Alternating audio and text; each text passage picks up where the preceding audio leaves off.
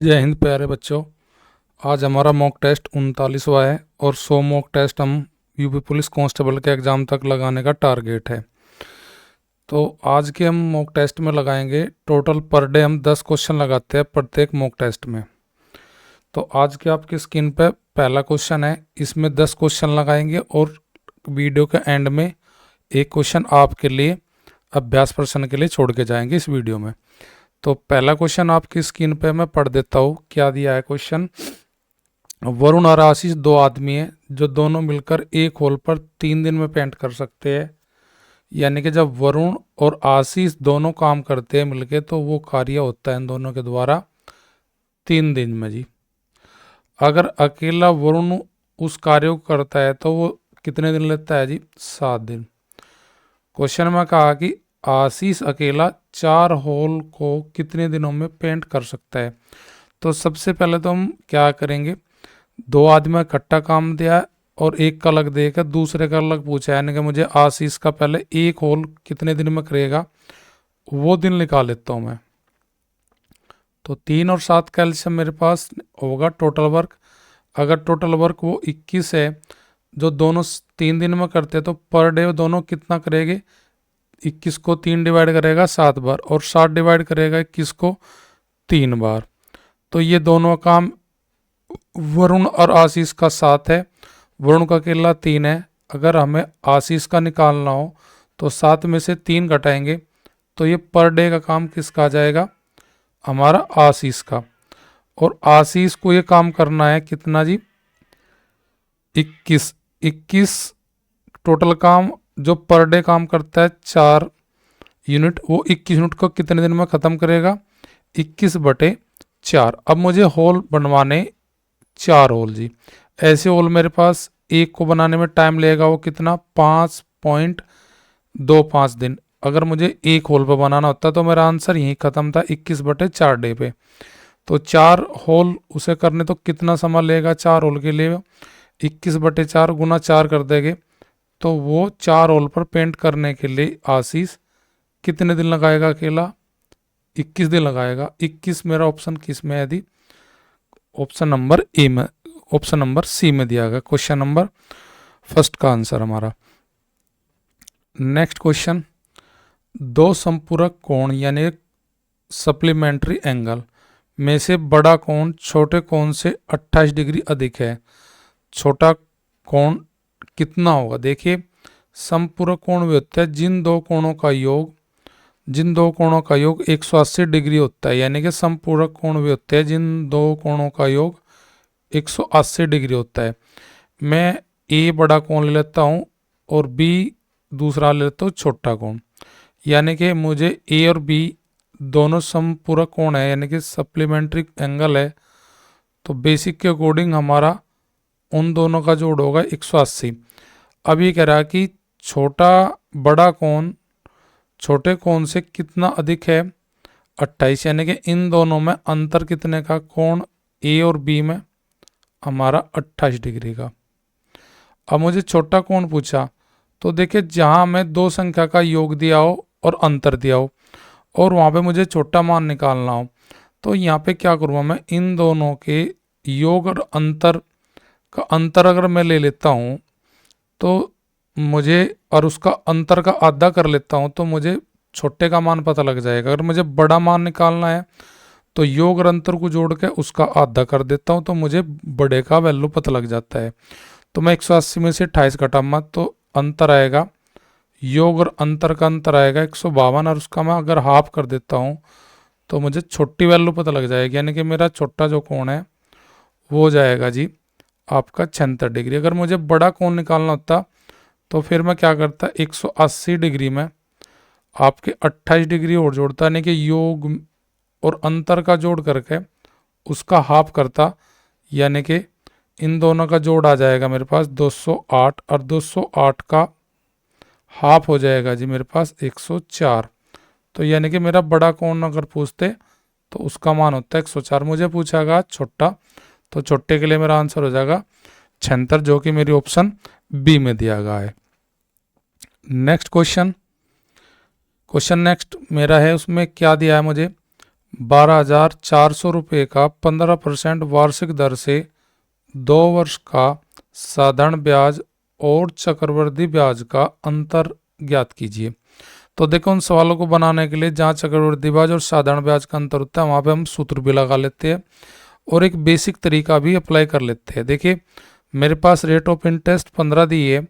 अगर मैं ऐसा ही देखिए सिंपल इंटरेस्ट 2 साल में मेरा कितना बनेगा, तो 15 करके यानी कि 15 दूनी 30, यानी कि 30% मेरा 2 साल में सिंपल इंटरेस्ट हो जाएगा 15% की दर से।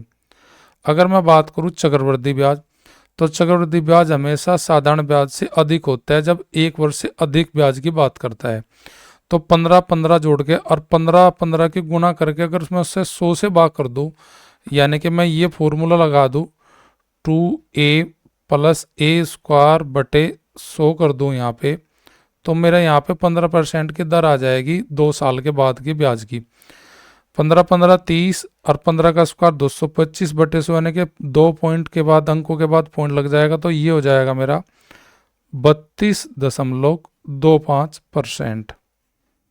इस फॉर्मूले के अकॉर्डिंग जब हम इसमें a की वैल्यू 15% पुट कर देंगे, तो यहाँ पे इन दोनों का देखो SI और CI का अंतर कितना आता है 2 सालों का 15% के दर से 2.25%। और इसी का मान अगर मैं निकाल दूँ 2.25% किसका 12,400 का, तो मुझे 2 वर्ष के साधारण ब्याज चक्रवृद्धि ब्याजों का अंतर पता लग जाएगा। तो इसका पॉइंट हटाने के लिए मैं 2 जीरो ये कैंसिल हो जाएगी, 25 निम्मा 225, 25 चौका 100 और 4 से कट कर देगा 31 बार। 31 की गुणा 9 में करेंगे, 31 9 कम 9 9 × 27, तो ये यानी कि मेरा साधारण ब्याज और चक्रवृद्धि ब्याज का अंतर आ जाएगा 279, जो कि ऑप्शन मेरा डी में दिया है।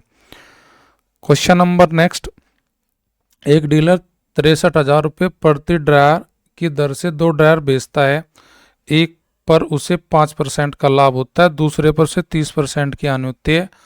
पूरे लेन देन में उसका हानि का परसेंट हमें निकालना। देखिए हमें बेच रखा यानी कि सेल कर रखा 63,000 रुपये प्रत्येक डायर को, तो यानी कि 63,000 यानी कि उसने टोटल जो माल बेच रखा वो कितने रुपए का बेच रखा दोनों ड्रायर को, 1,26,000 में दोनों को बेचा है। तो सबसे पहले हमें पता लग गया कि उसने जो दोनों का रेट लिया है, यानी कि दोनों का जो SP किया है, दोनों की जो सेल की है 63,000 करके, 2 ड्रायर को 1,26,000 में उसने बेचा होगा। एक पे मुझे 5% का लाभ है और एक पे मुझे है जी हानि 30% की। तो मैं कमाई मेरा पहला ड्रायर लाभ का है, तो 100 में 5 प्लस करूँगा, तो यानी कि 63,000 की जो वैल्यू है वो है जी 100 + 5 यानी कि 105% की वैल्यू। और जो दूसरा जो 63 है या दूसरा ड्रायर है उसकी वैल्यू है 30% की हानि, यानी कि 100 में से 30 घटाओगे तो यह वैल्यू जो 63,000 की परसेंट में जी 70 के। अगर मैं क्रियामूल निकाल लूँ दोनों का, पहले ड्रायर का भी और दूसरे का भी, तो मैं कैसे निकाल लूँगा, तो मैं 100% का अगर वैल्यू निकाल लूँ तो मेरा क्रियामूल आ जाएगा दोनों का। तो देखो यहाँ पे मैं 100 की गुना करा देता हूँ, तो ये हो जाएगा मेरे पास 21 पंजे 105, 21 × 3 = 63, ये 3,000 पर कट जाएगा और 5 से काटेंगे हम, ये हो जाएगा 5 अंक 30 यानी कि 600, यानी कि पहला ड्रायर जो था वो था जी मेरा 60,000 रुपये का, और जो दूसरा ड्रायर होगा जी वो होगा मेरा 9 सते 63 यानी कि 900 गुणा 100 यानी कि 90,000। तो यानी कि 90,000 का मैंने दूसरा ड्रायर खरीदा था और पहला ड्रायर खरीदा था 60,000 का। तो दोनों ड्रायर का अगर टोटल क्रियामूल देखूँ तो वो कितना था 90,000 + 60,000, यानी कि मेरा दोनों ड्रायर का क्रियामूल था जी 1.5 लाख रुपये। यानी कि मैंने 1.5 लाख रुपए की कोई वस्तु 2 खरीदी थी और वो बेची 1,26,000 में। तो मेरा लॉस कितना हो जाएगा, 1,50,000 और 26,000 का अंतर, इन दोनों का अंतर हो जाएगा 1,50,000 में जब 1,26,000 घटाएंगे तो मैं बताऊंगा कि मुझे जो हानि होगी इन दोनों के अंतर से पता लगेगा कि 24,000 की हानि है। हानि बटे क्रियामूल, क्रियामूल टोटल कितना है जी 1.5 लाख दोनों ड्रायर का, और परसेंटेज निकालने के लिए गुना 100। तो 3 जीरो से 3 जीरो कैंसिल, 50 का डबल 100 और 50 का 3 गुना 150, और 8 तिया 24 और 8 दूनी 16। तो मैं कह सकता हूँ कि मेरा ओवरऑल उस माल पर कितने परसेंट की आनी हुई जी, 16% की आनी हुई। 16% का मेरे लिए ऑप्शन है जी क्वेश्चन 4 के लिए ऑप्शन बी। तो ये मेरा क्वेश्चन नंबर 4 का आंसर हो जाएगा right, option B. Question number 5 हमारा 2D का दिया गया। क्या क्वेश्चन मुझे दिया है? क्वेश्चन में मुझे बोला गया है कि 3 मीटर भुजा वाले वर्गाकार फर्श पर 20 सेंटीमीटर गुना 30 सेंटीमीटर साइज के कितने पत्थर लगेंगे। तो देखिए, सबसे पहले तो मैं वर्गाकार जो मेरा फर्श है उसका आयत वर्ग क्षेत्रफल देखूंगा कितना बनेगा, यानी कि 3-3 मीटर की है, ये सेंटीमीटर में, तो मीटर को सेंटीमीटर में कन्वर्ट कर लो, यानी कि वर्ग की प्रत्येक भुजा आ जाएगी 300 सेंटीमीटर, क्योंकि 1 मीटर में मेरे होते हैं 100 सेंटीमीटर। तो वर्ग का पहले इसका मैं पूरा का एरिया निकाल लूँगा कितना इसका क्षेत्रफल है, और उस पूरे क्षेत्रफल को भाग कर दूंगा एक पत्थर के क्षेत्रफल से। तो पत्थर का जो मेरा साइज है वो कितना है जी, 20 गुना 30 सेंटीमीटर के साइज के। तो वर्ग का क्षेत्रफल मेरा क्या होता है, वर्ग का जो क्षेत्रफल होता है, वर्ग का क्षेत्रफल वो होता है जी भुजा स्क्वायर। भुजा मेरी कितनी दी है जी, भुजा दी है जी मेरी 300 सेंटीमीटर गुना 300 सेंटीमीटर मैं कर लूँगा, तो यहाँ से मेरा आ जाएगा उस फर्श का क्षेत्रफल। अब वर्ग का क्षेत्रफल मैंने निकाला किससे, भुजा स्क्वायर, यानी कि भुजा यानी कि 300 गुना 300 कर लूँगा, तो ये मेरा वर्ग का क्षेत्रफल आ जाएगा।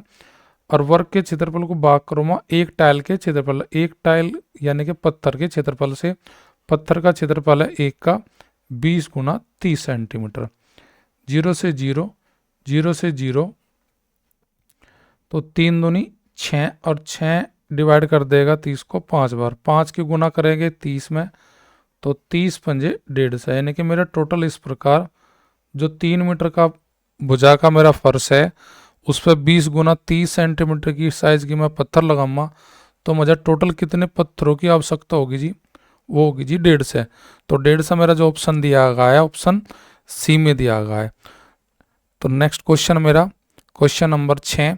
क्वेश्चन नंबर 6 में मुझे दिया है सवाल में कि दो संख्याएं हैं हमारे पास, उनका अनुपात 5:3 में है, उनका एलसीएम और एचसीएफ का गुणनफल 105 है। एलसीएम और एचसीएफ के व्युत्क्रमों का योगफल मुझे निकालना है। तो देखिए, यहाँ पे हम एक सूत्र अप्लाई करते हैं।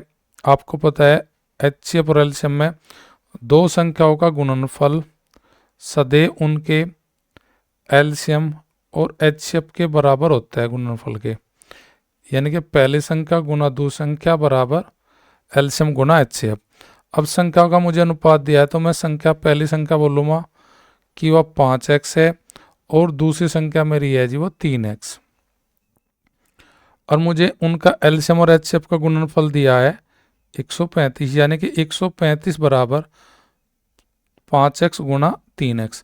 जब मैं 3 को और 5 को इसके हर में ले जाऊंगा 135 के, तो मेरे पास यहाँ पे बच जाएगा केवल क्या, एक्स स्क्वायर, और एक्स स्क्वायर की वैल्यू हो जाएगी 5 या 15, 15 निम्मा 135, यानी कि 9 बार ये काट देगा। तो एक्स की वैल्यू मेरे पास जब दोनों तरफ मैं स्क्वायर रूट लगाऊंगा, तो स्क्वायर रूट लगाने के बाद यहाँ पे एक्स बचेगा और यहाँ पे बचेगा 3।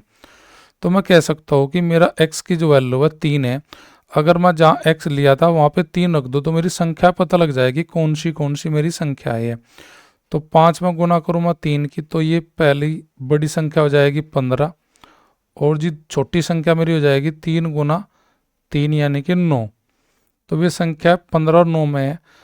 तो 15 और 9 का हम पहले निकाल लेंगे एलसीएम। 15 और 9 का एलसीएम हो जाएगा हमारे पास कितना जी, 15 और 9 का एलसीएम हो जाएगा 45, और जी उन दोनों का एचसीएफ हो जाएगा, यानी कि 15 और 9 का एचसीएफ जी 15 को 9 से भाग करेंगे 6 बचेगा, 6 को भाग करेगा 9 को तो फिर 3 बचेगा, फिर 3 भाग करेगा 6 को, तो मेरा इन दोनों का एचसीएफ आ जाएगा 3। अब मुझे निकालना व्युत्क्रमों का योग। व्युत्क्रमों का योग यानी कि मेरा क्या निकालना, रेसिप्रोकल का सम निकालना। तो एलसीएम का व्युत्क्रम हो जाएगा 45 का व्युत्क्रम यानी कि 1/45, और जी एचसीएफ का व्युत्क्रम 3 का हो जाएगा 1/3। अब इनका योग करेंगे तो हमारा एलसीएम आ जाएगा 45 और 3 का एलसीएम आ जाएगा 45। तो यहाँ से आप एक और ऑप्शन चेक कर लो किसके बटे में 45 है, ना तो पहले ऑप्शन में 45, ना दूसरी में, ना तीसरी में, तो बटे में मेरा आया जी 45। कौन सी ऑप्शन में, ऑप्शन डी में। यही मेरा आंसर हो जाएगा। अगर हम इसे सोल्व करेंगे तो 45 से कम 45 और 15 थी 45, तो ये मेरा 15 और 1 जुड़ का हो जाएगा 16/45। तो इस प्रकार मेरा आंसर जो होगा, जिन संख्या में अनुपात 5:3 में है और उनके एलसीएम और एचसीएफ का गुणनफल 135 है, उनके व्युत्क्रमों का जो योग होगा वो होगा 16/45। Next question, question number 7। ईश्वर नाव से धारा की विपरीत दिशा में जाता है वो, तो उसको लगते हैं 42 घंटे। कितने किलोमीटर जाने में, 721 किलोमीटर। धारा की दिशा में जाने पर यही वह दूरी जो 42 घंटे में करता था 15 घंटे में तय करता है। तो धारा की चाल ज्ञात कीजिए। तो देखो, धारा का वेग अगर हमें निकालना तो कैसे निकालते हैं हम, धारा की दिशा में चाल, यानी कि धारा की दिशा में चाल मैंने ए मानी और धारा के विपरीत दिशा में मैंने बी मानी। तो उन दोनों की, धारा की दिशा में चाल ए चाल और धारा के विपरीत दिशा में चाल बी, उन दोनों का अंतर का अगर मैं आधा कर दूं तो मेरे किसका जाएगा, धारा का वेग, यानी कि मेरा धारा का वेग आ जाएगा यहाँ से। तो क्वेश्चन बनाने के लिए मैं सबसे पहले निकालता हूँ ए की वैल्यू, यानी कि जो धारा की दिशा में चाल है, और बी यानी कि धारा के विपरीत दिशा में चाल। तो यानी कि 721 किलोमीटर तो जाता है जी वो 15 घंटे में करता है कवर। तो 721 को भाग करूँ 15 से, ये तो माना जाएगा मेरा धारा की दिशा में चाल जो मैंने ए लिया है। अगर मैं 721 को डिवाइड करूँ 42 से, तो ये मेरा आ जाएगा धारा की विपरीत दिशा में चाल। अब इन दोनों का मैं अंतर करता हूँ और अंतर करके उसका मैं जब हाफ करूँगा तो मेरा आंसर आ जाएगा धारा की दिशा, धारा का वेग क्या है। तो देखें यहाँ पे इसे छोटा कर लेते हैं, किससे काट के, 3 से काटेंगे, 3 एकम 3, 3 दूनी 6, ये 3 7 से काटेंगे, सॉरी 3 से नहीं काटेंगे, 7 से काटते हैं। तो 7 से कट जाएगा ये, 7 एकम 7 0, 7 या 21 और जी 7 छंग 42। इसके बाद में यहाँ पे 3 से नहीं कटने का तो यहीं रख देंगे। तो 15 और 6 का एलसीएम लेंगे, 15 और 6 का एलसीएम मेरे पास आ जाएगा जी 30। तो 15 और 6 का एलसीएम मेरे पास 30 आ जाएगा। तो मैं भी इसे सोल्व करूँगा तो 15 दूनी 30, तो 721 का डबल हो जाएगा 1442, और 1442 में से घटाएंगे 5, यहाँ चल जाएगा, 6 भाग करेगा 30 को 5 बार, 5 के गुना ऊपर करेगा 103 में, तो 103 पंजे 515। तो इन दोनों का डिफरेंस मेरा आ जाएगा कितना, 12 में से 5 जाकर 7, और जी यहाँ पे मेरा 3, यहाँ पे 1 यानी कि 2, और यहाँ पे 4, तो यहाँ पे 5 यानी कि 14 में से 5 जाकर 9, यानी कि 927/30। ये मेरा धारा की दिशा में चाल और धारा के विपरीत दिशा में चाल, यानी कि ए माइनस बी का अंतर, और उसके फिर बटे जब मैं 2 करूँगा तो ये 2 गुना कर लेगा 30 में, तो ये हो जाएगा 927/60। तो 60 से जी भाग करूँगा 927 को, तो 60 एकम 60 बच गए 52, ओ सॉरी 22, 22 के पीछे रखूँगा मैं कितना, 32 बचेगा, 32 के पीछे रखूँगा मैं 7, तो 327 हो जाएगा। तो यहाँ पे 327 को 60 कितनी बार मारने चलाएगा, 5 बार, तो यानी कि 15 पॉइंट समथिंग मेरा आंसर हो जाएगा, जो कि 15 पॉइंट समथिंग मेरा ऑप्शन में दिया गया है, ऑप्शन बी में। तो धारा की चाल निकालने के लिए हमें क्या करना पड़ता है, फॉर्मूला होता है हमारा अनुकूल चाल, धारा के अनुकूल, यानी कि जब हम जाते हैं धारा की दिशा में तो धारा प्लस सांजल का अनुकूल में चाल प्लस विपरीत में माइनस विपरीत में चाल, धारा के विपरीत में चाल, धारा के विपरीत में जाएंगे तो सांजल की चाल माइनस धारा का वेग, और बटे हम कर देते हैं 2। तो यहाँ पे अनुकूल की चाल मेरी आ जाएगी 721/15 और विपरीत की चाल आ जाएगी 721/42। उनका अंतर करके मैं बटे 2 करूँगा तो मेरा आंसर आ जाएगा धारा की चाल का। अगर शांत जल में चाल पूछता तो उन दोनों का जोड़ करके मैं करता हाफ। क्वेश्चन नंबर 8 में क्या दिया गया है, मुझे एक कक्षा में 30 छात्रों का ने परीक्षा दी, जिनमें 12 का तो औसत है मेरे पास 60 और जी शेष जो बाकी है उनका है 62। तो मुझे पूछा कि उनका औसत स्कोर क्या होगा। तो देखिए 30 में मुझे 30 में 12 का दिया है अलग और 30 में से 12 घटाऊंगा तो 18 का मुझे दिया है अलग। 30 का तो 12 का मुझे औसत दिया है 60 और जी 18 का औसत दिया है मेरे पास विद्यार्थियों का 62। पूरी कक्षा का मुझे औसत निकालना।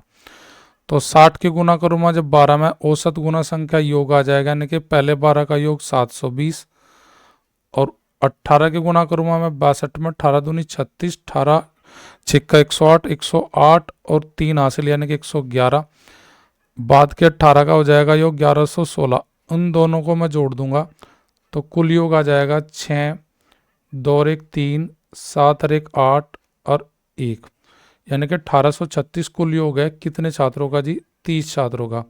तो कुल योग बटे कुल संख्या मेरा औसत बन जाएगा 3 एकम 3, 3 छंग 18, 3 एकम 3, 3 दूनी 6 और ये 3 से कट जाएगा 10 बार और 1 के बाद मेरा पॉइंट लगेगा तो आंसर आ जाएगा मेरा 61.2। मेरी पूरी क्लास का औसत हो जाएगा। तो क्वेश्चन नंबर 8 का राइट आंसर मेरे पास हो जाएगा option B. Next question, pipe A एक टंकी को 18 मिनट में भर सकता है, जबकि बी भरी टंकी को 20 मिनट में खाली कर सकता है। यानी पाइप ए भरने वाला है और बी मेरा पाइप खाली करने वाला है। शुरुआत में पाइप ए को खोल दिया जाता है और 6 मिनट बाद बी को भी खोल दिया जाता है। तो कितने समय में शेष टंकी पूरी भर जाएगी? तो देखो टंकी को भरने में 2 पाइप, एक तो भरने वाला है और एक मेरा खाली करने वाला है बी। तो ए तो 18 मिनट में मेरा करता है भरता है और जी दूसरा 20 मिनट में खाली करता है, यानी कि एक भरने वाला पाइप है और दूसरा खाली करने वाला। तो टंकी की धारिता निकालने के लिए हम क्या करते हैं, दिए गए समय का एलसीएम निकाल लेते हैं। 18 और 20 का एलसीएम मेरे पास आ जाएगा 80, यानी कि टंकी वह 180 लीटर की है। तो भरने वाला अगर 18 मिनट में भरता है पूरी, तो प्रति मिनट कितने लीटर पानी देता है ऐसे वो देता है जी 10 लीटर प्रति मिनट के हिसाब से। और जो निकालता है 20 मिनट में, वो प्रति मिनट कितना पानी बाहर निकाला टंकी में से जी 20 से भाग करेगा 180 को, तो ये 9 लीटर प्रति मिनट निकाल ला। तो पहले वाला मेरा चलता है जो भरने वाला 6 मिनट पहले चलता है, तो 6 मिनट जो 1 मिनट में 10 लीटर देता है, तो अगले 6 मिनट में वो कितने लीटर पानी भरेगा टंकी में जी 60 लीटर। यानी कि 180 की टंकी में से 60 लीटर पानी हम भर चुके। तो अब टंकी में कितना पानी अभी आना शेष है? 120 लीटर। अब जब दोनों खोल दिया जाता है, बी भी खोल दिया जाता है और ये तो ऑलरेडी पहले खुला ही था मेरा, तो यानी कि 10 लीटर पानी जाएगा, 9 निकलेगा। तो कितना जाएगा प्रति मिनट जब दोनों पाइप काम करेंगे? 1 लीटर। 1 लीटर 1 मिनट में। टंकी अभी भरनी बाकी कितने की? 120 लीटर की। तो 1 लीटर प्रति मिनट के हिसाब से 120 लीटर को भरने में कितना टाइम लगेगा? उसे 120 ही मिनट लगेगी, अर्थात 2 घंटे। 120 मेरा आंसर कौन सी ऑप्शन में दिया है? ऑप्शन बी में दिया गया है। नेक्स्ट क्वेश्चन मेरा, यदि x और 338 के बीच मध्यानुपाती 260 है तो x का मान ज्ञात कीजिए। देखो मेन प्रोपोर्शन निकालने का हमारा फॉर्मूला होता है, दी गई संख्या जो हमारी जो भी है a और b, उनका गुणनफल का वर्गमूल अगर निकालते हैं तो वो मेरा होता है मध्यानुपाती। यहाँ मुझे एक संख्या x दी है और दूसरी संख्या मुझे दी गई है 338। अगर मैं इन दोनों का गुणनफल करके और उस गुणनफल पे मैं स्क्वायर रूट लगा दूं तो मेरा मध्यानुपाती आ जाएगा। तो मेरा मध्यानुपाती दिया है ऑलरेडी कितना? 260। मुझे किसकी वैल्यू निकालनी है जी? यहाँ पे x की वैल्यू निकालनी। तो मैं क्या करूँगा, दोनों ओर स्क्वायर कर लेता हूँ। दोनों ओर जब मैं स्क्वायर करूँगा तो क्या मेरी कहानी बनेगी कि 260 गुना 260 और जी अंडरूट हट जाएगा इन पे से, तो ये हो जाएगा जी x गुना 338, और ये 338 इधर आके हमारा डिवाइड करेगा 338, तो मेरा किसका वैल्यू आ जाएगा जी, x की वैल्यू आ जाएगी। अब x की वैल्यू मेरे पास कितनी आएगी देखते हैं जी, वही मेरा आंसर होगा। 13 दूनी 26 और 13 दूनी 26, 13 छिक्का 78, ये 26 बार चले जाएगा, वो 20 बार, और 26 260 को 10 बार डिवाइड करेगा और 10 गुना करेगा 20 में, 10 गुना 20 बराबर 200, यानी कि मेरा जो x की वैल्यू होगी वो होगी जी 200, और 200 के लिए मेरा जो आंसर हो जाएगा वो ऑप्शन सी हो जाएगा। तो आज के 10 क्वेश्चन हमारे कंप्लीट हुए। अब हम अगला क्वेश्चन देखते हैं, आपका आज का अभ्यास प्रश्न। ये अभ्यास प्रश्न को आपको स्वयं सोल्व करना है और इसका आंसर निकाल के कमेंट में ज़रूर बताना है कि इसका राइट आंसर हमारा क्या होगा। कल पहली क्लास में सबसे पहले इस अभ्यास प्रश्न को ही हम सोल्व करेंगे। आज मॉक टेस्ट नंबर 39 को यहीं पे समाप्त करते हैं।